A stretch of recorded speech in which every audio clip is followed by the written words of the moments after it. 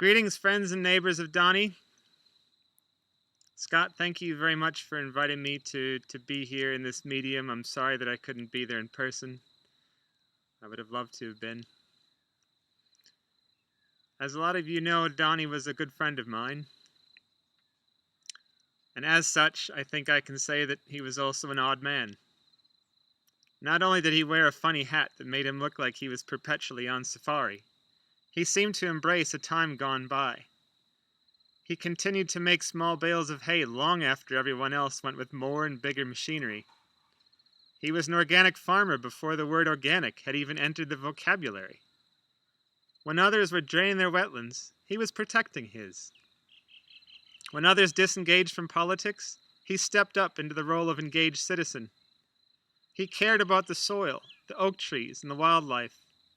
He cared about the health of his body and grew much of his own food long after most people succumbed to the siren song of convenience and ease.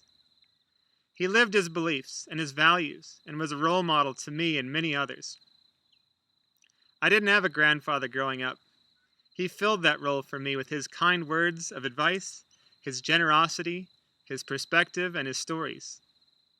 In a time when the majority eagerly discard the old in the name of so-called progress, he shared stories of the past when more people valued things like quality, thrift, and stewardship.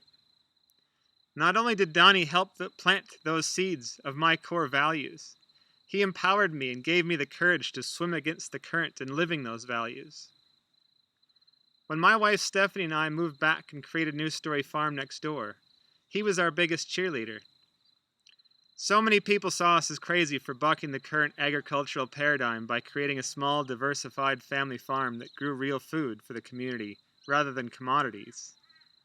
We had all kinds of questions and visited Donny weekly to get his 2 cents on things, from the best time to plant rye to the best way to transplant an oak seedling. He even lent us a crock so we could make more of our own sauerkraut. Stephanie would go for walks with him in the woods and ask him questions about local mushrooms, herbs, and medicines.